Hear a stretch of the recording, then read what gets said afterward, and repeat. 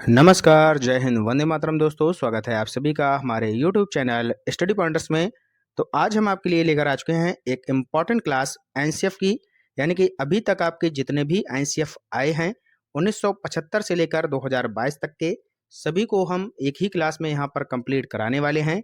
तो वीडियो को बहुत ही ध्यान से देखिएगा। आज ये जो आपकी क्लास होने वाली है इसमें हम आपका कॉन्सेप्ट क्लियर कराएंगे और इसके बाद जो दूसरी क्लास लाएंगे वो लाएंगे हम इसी से बनने वाले एमसीक्यू की। ठीक है, तो संपूर्ण व्याख्या आज हम आपको यहाँ पर कराने वाले हैं।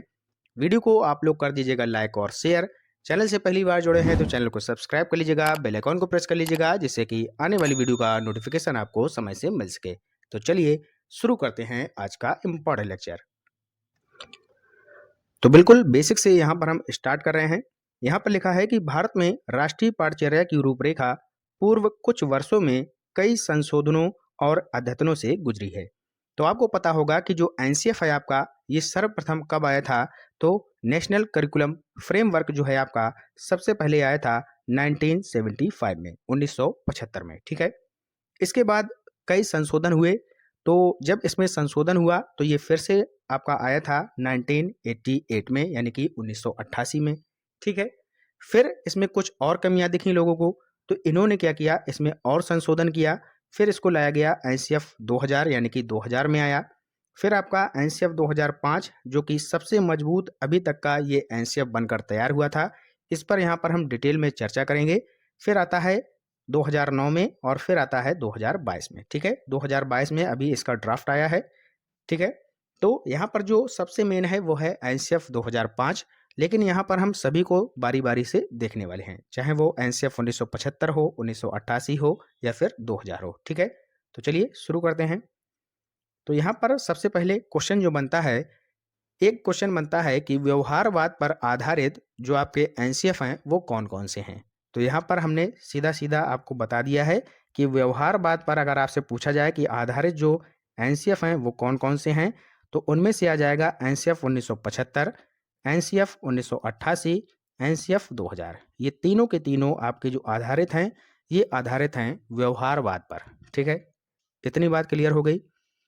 अगर हम यहाँ पर क्या करें, एनसीएफ 2005 को इसमें और जोड़ दें, तो ये जो चारों हो जाएंगे ये हो जाएंगे चाइल्ड सेंटर्ड, यानी कि बाल केंद्रित। ठीक है, क्या हो जाएंगे भैया? बाल केंद्रित। ठीक है, तो ये हो जाएंगे बाल केंद्रित, चाहे वो एनसीएफ 1975 का हो, 1988 का हो, 2000 का हो या फिर 2005 का हो। ठीक है, तो ये सभी के सभी बाल केंद्रित शिक्षा पर जोर देते हैं, ये आप लोग समझ चुके हैं। ठीक है, अगर आपसे पूछा जाए कि व्यवहारवाद पर आधारित कौन कौन से हैं, 1975 वाला है, 1988 वाला है और 2000 वाला। ठीक है, एनसीएफ 2005 इसमें शामिल नहीं है। ठीक है, अब यहाँ पर बात करें तो एनसीएफ 2005 जो है आपका, ये किस में शामिल है?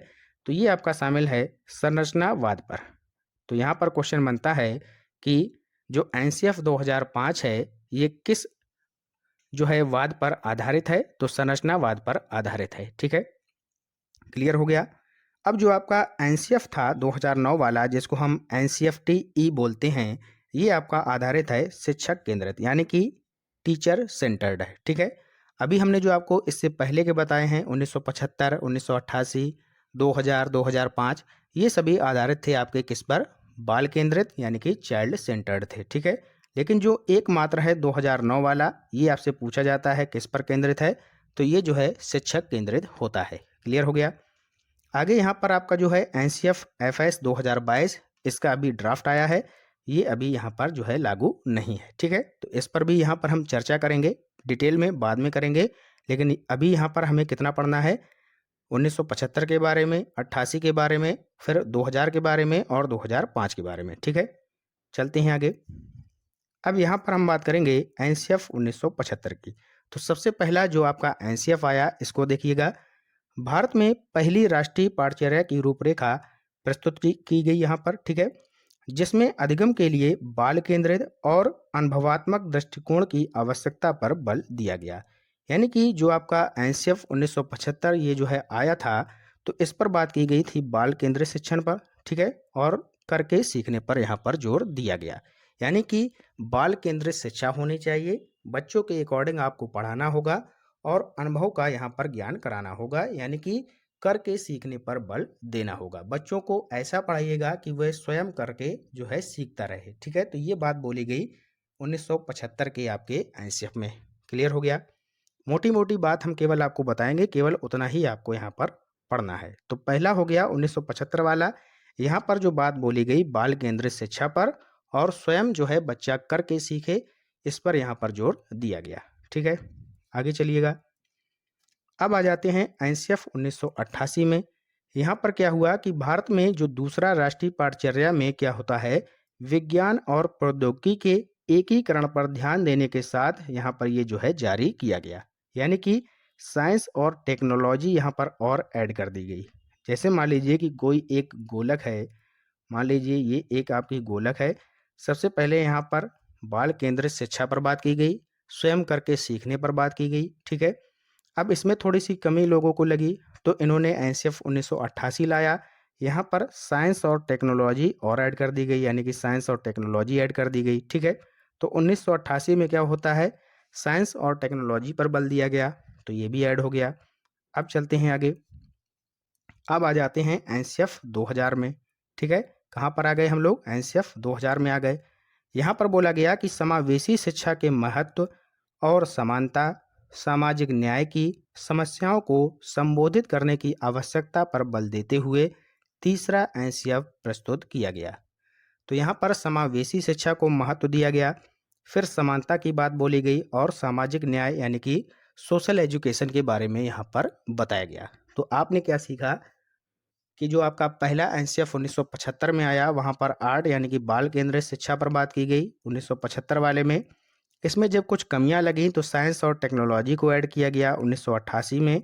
फिर इसमें भी और थोड़ा सा सुधार किया गया, तो समावेशी शिक्षा और सोशल एजुकेशन पर बात की गई सन 2000 में। ठीक है, तो ये हो गए आपके तीनों एनसीएफ, 1975 वाला, 88 वाला और 2000 वाला। ठीक है, धीरे धीरे करके इसमें जो है ये सारी चीज़ें ऐड होती रही हैं। और इसके बाद आपका आता है सन 2005 वाला, जो कि सबसे ज़्यादा इम्पॉर्टेंट है। ठीक है, तो यहाँ पर सन 2000 में क्या होता है कि समावेशी शिक्षा पर बात की गई। समावेशी शिक्षा क्या होती है, जैसे कि कोई एक कक्षा है, उस कक्षा में दिव्यांग बालक होंगे, कुछ सामान्य बालक होंगे। ठीक है, तो सभी बच्चों को एक समान, एक रूप में, एक वातावरण के अकॉर्डिंग शिक्षा प्रोवाइड कराना ही समावेशी शिक्षा कहलाता है। ठीक है, चाहे वो बालक कोई, मान लीजिएगा कि आपकी कक्षा में कोई बालक है वो जल्दी सीख लेता है, कोई बालक है वो देर में सीख पाता है। तो ऐसा नहीं है कि जो बालक जल्दी सीख गया हम उसी के साथ आगे बढ़ते रहें, लेकिन हमें क्या करना होगा, वहाँ पर सभी को एक समान लेकर चलना होगा। चाहे वो आपका अच्छी बुद्धि वाला हो जो जल्दी सीख लेता हो या कम बुद्धि वाला हो, सभी को, बालकों को एक साथ लेकर चलना है। ठीक है, तो वहाँ पर हमें भेदभाव नहीं करना है। इसी को बोला जाता है समावेशी शिक्षा। समानता का यहाँ पर हमें परिचय देना होगा और सामाजिक न्याय को यहाँ पर साथ लेकर चलना होगा। ठीक है, चलते हैं आगे। अब बात करते हैं एनसीएफ 2005 की। ठीक है, जो सबसे मेन है आपका 2005 वाला। यहाँ पर क्या होता है, बालकों को क्या और क्यों, कैसे पढ़ाया जाए, राष्ट्रीय पाठचर्या 2005, नेशनल करिकुलम फ्रेमवर्क 2005 जिसको हम बोलते हैं, इन्हीं विषयों पर ध्यान केंद्रित कराने हेतु एक दस्तावेज है। तो क्या है भैया, एक ये जो है दस्तावेज है एनसीएफ 2005, जहाँ पर हमें बताया गया है कि बालकों को क्या पढ़ाना है, क्यों पढ़ाना है और कैसे पढ़ाना है। क्या, क्यों और कैसे, इन तीनों चीज़ों को अगर आप समझ गए तो आपने मान लीजिएगा कि एनसीएफ 2005 अच्छे से पढ़ लिया। ठीक है, तो ये बात बोली गई एनसीएफ 2005 में कि बच्चों को क्या पढ़ाया जाए, क्यों पढ़ाया जाए, कैसे पढ़ाया जाए, इस पर यहाँ पर आपको सीखना है। ठीक है, तो यहाँ पर जो एनसीईआरटी थी, यानी कि नेशनल जो council of education research centre, तो इसने क्या होता है, इसने यहाँ पर एक संस्था बनाई एनसीएफ, जिसमें इसने बताया कि आपको कैसे पढ़ाना है, क्यों पढ़ाना है और क्या पढ़ाना है। ठीक है, तो एनसीईआरटी का जो यहाँ पर शुरुआत होती है 1961 में, इसकी स्थापना होती है। इसका जो हेडक्वार्टर है वो न्यू दिल्ली में है, यानी कि नई दिल्ली में है।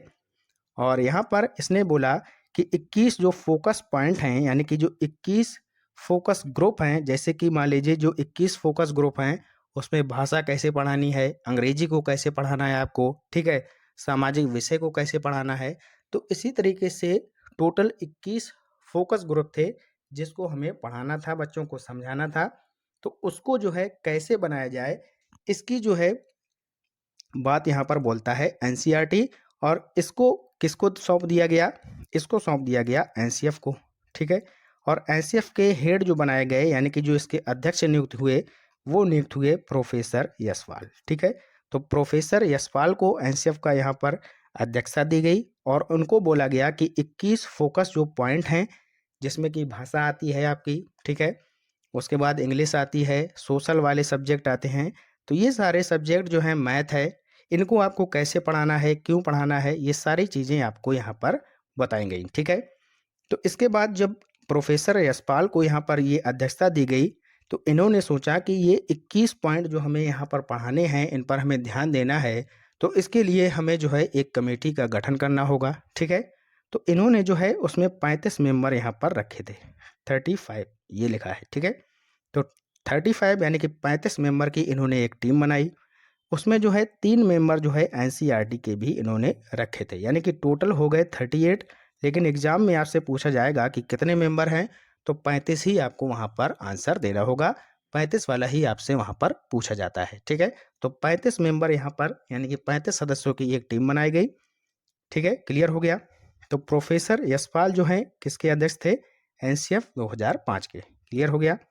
आगे चलिएगा, आगे क्या लिखा है, राष्ट्रीय पाठचर्या की रूपरेखा 2005, यानी कि एनसीएफ 2005 का उद्भव रविंद्रनाथ टैगोर के निबंध सभ्यता और प्रगति से हुआ है। तो यहाँ पर एक क्वेश्चन ये बन सकता है कि जो एनसीएफ 2005 का जो उद्भव हुआ है, ये किसके निबंध से हुआ है और कौन सा निबंध है। तो निबंध था रविंद्रनाथ टैगोर का। निबंध कौन सा था, सभ्यता और प्रगति, ठीक है। सभ्यता और प्रगति जो आपका निबंध है, इससे जो है क्या होती है, इसका उद्भव होता है, उत्पत्ति होती है किसकी, एनसीएफ 2005 की, क्लियर हो गया, ठीक है। तो जो आपका एनसीएफ है, इसमें ये सारी चीज़ें जो 21 फोकस ग्रुप हैं, इनके बारे में बताया गया है। तो ये हम क्या कह सकते हैं कि एक तरीके से जो 21 फोकस ग्रुप हैं, इनकी एक तरीके से क्या है, समरी है क्या, जो आपका एनसीएफ है, निचोड़ है पूरा, ठीक है, एनसीएफ 2005। और इसमें सदस्य कितने हैं, 35 हैं, 3 आपके एनसीईआरटी के हैं, ठीक है। तो क्लियर हो गया, इतना पूरा आपको क्लियर हो चुका है, ठीक है। तो एनसीएफ 2005 को क्या होता है, यहाँ पर ये बातें बताई गई, ठीक है। आगे क्या लिखा है, इसमें लिखा है कि जिसमें उन्होंने बताया, किसमें, सभ्यता और प्रगति में, ठीक है, जिसमें उन्होंने बताया कि सृजनात्मकता उदार आनंद बचपन की कुंजी है। राष्ट्रीय पाठचर्या की रूपरेखा 2005 का अनुवाद संविधान की 8वीं अनुसूची में दी गई सभी भाषाओं में किया गया है। यह विद्यालय शिक्षा का अब तक का नवीनतम राष्ट्रीय दस्तावेज है, यानी कि जो एनसीएफ 2005 है, ये आपका अभी तक का जो है नवीनतम राष्ट्रीय दस्तावेज है, ठीक है। तो यहाँ पर क्या बोला गया, जो एनसीएफ 2005 है, इसमें जो 22 भाषाएं हैं, 8वीं अनुसूची में 22 भाषाओं का जो वर्णन किया गया है, उसमें इसको जो है अनुवादित किया गया है। और ये जो है वर्तमान में 17 राज्यों को जो है, 17 राज्यों में जो पाठ्यक्रम है उसको प्रभावित करता है, ठीक है, क्लियर हो गया। तो जो 8वीं अनुसूची है, इसमें कितनी भाषाओं का वर्णन है, 22 भाषाओं का वर्णन है। तो ये भी आप लोग याद रखिएगा, ठीक है। चलते हैं आगे, आगे लिखा है कि भारत सरकार के द्वारा ये रूपरेखा तैयार करने के लिए यूजीसी के पूर्व अध्यक्ष प्रोफेसर में 23 सदस्यों की समिति का यहाँ पर गठन किया गया। एनसीएफ 2005 का निर्माण मानव संसाधन विकास मंत्रालय की देखरेख में किया गया। किस मंत्रालय के द्वारा, मानव संसाधन विकास मंत्रालय के द्वारा, जिसका जो है अब जो है नाम बदल कर क्या रख दिया गया है, शिक्षा मंत्रालय, ठीक है। और वर्तमान में जो केंद्रीय शिक्षा मंत्री जी हैं वो कौन है, वो हैं आपके धर्मेंद्र प्रधान। ये भी आप लोग याद रखिएगा, यहाँ से भी क्वेश्चन बन सकता है, ठीक है। तो अब चलते हैं आगे, यहाँ पर क्या होता है कि एनसीएफ 2005 में 5 प्रमुख सिद्धांत दिए गए। कौन कौन से सिद्धांत हैं, यानी कि जो प्रिंसिपल्स हैं। पहला है कि ज्ञान को स्कूल के बाहर जीवन से जोड़ा जाए। तो ये बात बहुत ही अच्छी यहाँ पर बोली गई कि ऐसा ना हो कि आप केवल किताबी ज्ञान ही बच्चों को प्रोवाइड कराते रहें, ऐसा नहीं है। वहाँ पर क्या करना है कि ज्ञान जो आप प्रोवाइड करा रहे हैं, जो शिक्षा आप बच्चों को दे रहे हैं, उसको ऐसा दीजिए कि वो जो है बच्चा केवल स्कूल तक ही सीमित ना रहे, उसको बाहरी जीवन से भी जोड़ सके। ठीक है, तो एक बात तो ये बोली गई। दूसरी बात बोली गई कि पढ़ाई को रटंत प्रणाली से मुक्त किया जाए। ऐसा नहीं है कि आप केवल उसको पहाड़ा पढ़ा रहे हैं, 2 का 2, 2 दूनी 4, 2 तिहाई 6, ठीक है, टेबल याद करा रहे हैं। ऐसा नहीं है कि केवल याद ही कराएं, रटना नहीं है, उसको समझाना है। उसको ऐसे पढ़ाइएगा कि स्कूल के बाहरी जीवन से वो रिलेट कर सके। ठीक है, यानी कि रियल लाइफ में उसका यूज भी कर सके। ऐसे आपको पढ़ाना है, रटने पर बल नहीं देना है। ठीक है, अगला पॉइंट यहाँ पर तीसरा बताया कि पाठचर्या पाठ्य पुस्तक केंद्रित ना रह जाए, यानी कि ऐसा आपको नहीं पढ़ाना है कि केवल वह पाठ्य पुस्तक से ही पढ़ता रहे, बाहरी जीवन से रिलेट ना कर पाए। ठीक है, नेक्स्ट पॉइंट यहाँ पर बताया कक्षा कक्ष को गतिविधियों से जोड़ा जाए एवं इसे बनाया जाए। ठीक है, यानी कि कक्षा कक्ष में आप विभिन्न गतिविधियों के माध्यम से बच्चों को सिखा सकते हैं, खेल खेल के माध्यम से। ठीक है, नई नई साइंस और टेक्नोलॉजी के माध्यम से, वीडियोस के माध्यम से यहाँ पर सिखाने की बात बोली गई है। ठीक है, अगला पॉइंट है कि राष्ट्रीय मूल्यों के प्रति आस्थावान विद्यार्थी तैयार हो या राष्ट्रीय महत्व के बिंदुओं को पाठ्यक्रम में शामिल किया जाए, यानी कि जो राष्ट्रीय महत्व हैं, जो पुरातत्व की चीज़ें हैं, उनको साथ साथ लेकर राष्ट्रीय जो बिंदु हैं उनको भी हमें जो है बच्चों को बताते हुए चलना है। ठीक है, तो ये 5 प्रमुख सिद्धांत यहाँ पर एनसीएफ 2005 में दिए गए हैं। ठीक है, क्लियर हो गया? तो इससे आपने क्या समझा? मोटा मोटा एनसीएफ क्या कहता है कि बच्चों को हमें क्या करना है, बच्चों को हमें एक्टिव रखना है। ठीक है, यानी कि सक्रिय रखना है। फिर उनको डिस्कवरी टाइप का बनाना है, यानी कि खोजकर्ता बनाना है। ठीक है, ऐसा नहीं है कि केवल एक्टिव ही हैं, कुछ खोज कर नहीं रहे हैं, तो सक्रिय बनाना है, डिस्कवरेबल बनाना है, यानी कि खोजकर्ता बनाना है। उसके साथ साथ रियल लाइफ से जुड़ा हुआ जो सारी चीज़ें हैं उनको हमें रिलेट करके पढ़ाना है कि बच्चा जो है रियल लाइफ से उसको जो है रिलेट कर सके। ठीक है, तो इस तरीके से फ्लेक्सिबल बनाना है, लचीला बनाना है। ठीक है, इस तरीके से ऑल ओवर जो है डेवलपमेंट हमें करना है, ये हमें एनसीएफ यहाँ पर बताता है। क्लियर हो गया? तो एनसीएफ के ये 5 प्रमुख सिद्धांत हैं, ये आप लोग दिमाग में रखिएगा। ठीक है, अब यहाँ पर एक जो नोट हमने यहाँ पर लिखा है, ये आप लोग याद रखिएगा। एनसीएफ 2005 का जो प्रमुख सूत्र यहाँ पर सामने निकल कर आया है वो है बिना भार के अधिगम, यानी कि लर्निंग विदाउट बर्डन। यानी कि जो आपका बैग है जिसमें हम बुक्स वगैरह रखते हैं, कॉपी रखते हैं, तो इसको इतना अधिक यहाँ पर लचीला बनाना है आपको, यानी कि भार यहाँ पर कम करना है। ऐसा नहीं है कि आपने बुक्स इतनी दे दी कि बच्चा उसे लादे घूम रहा है। तो यानी यहाँ पर क्या बोला गया है, भार बालक पर कम होना चाहिए और उसको जो है समझ अधिक होनी चाहिए, यानी कि बिना भार के अधिगम आपको कराना है। ऐसा नहीं है कि केवल आप किताबें उसको दे रहे हैं, बोल रहे हैं कि यही पढ़िएगा, तो आपको ऐसा बिल्कुल नहीं करना है। यहाँ पर जो प्रमुख सूत्र दिया गया एनसीएफ 2005 के द्वारा, उसमें यही बताया गया कि बिना भार के अधिगम हमें प्रोवाइड कराना है। अधिगम का मतलब ही क्या होता है, सीखना। ठीक है, तो लर्निंग विदाउट बर्डन, ये इसका प्रमुख सूत्र है, ये आप लोग याद रखिएगा। ठीक है, चलते हैं आगे। अब यहाँ पर उद्देश्य हमने यहाँ पर लिखा है, उद्देश्य देख लीजिएगा। एनसीएफ 2005 का मुख्य उद्देश्य जीवन एवं ज्ञान के मध्य की दूरी को कम करना था। इस प्रक्रिया में बच्चों के विद्यालय जीवन को बाहरी जीवन से जोड़ना चाहिए। हमने आपको क्या बताया कि यहाँ पर एनसीएफ ने यही बताया है कि जो आप बच्चों को ज्ञान प्रोवाइड करा रहे हैं तो उसके जो है बाहरी जीवन से जोड़कर चलिएगा। ठीक है, आगे देखिएगा। एनसीएफ 2005 को प्राथमिक शिक्षा में लागू किया गया था। इस अधिगम प्रक्रिया के माध्यम से विद्यार्थियों को रटने की प्रणाली से मुक्त कराना था। ठीक है, यानी कि जो रटंत प्रणाली है ये यहाँ पर बिल्कुल हटानी है, आपको रटना नहीं है, ताकि विद्यार्थियों का चौमुखी विकास हो सके, यानी कि ऑल ओवर यहाँ पर डेवलपमेंट हो सके। इसके अलावा शिक्षण अधिगम प्रक्रिया जो है बाल केंद्रित होनी चाहिए।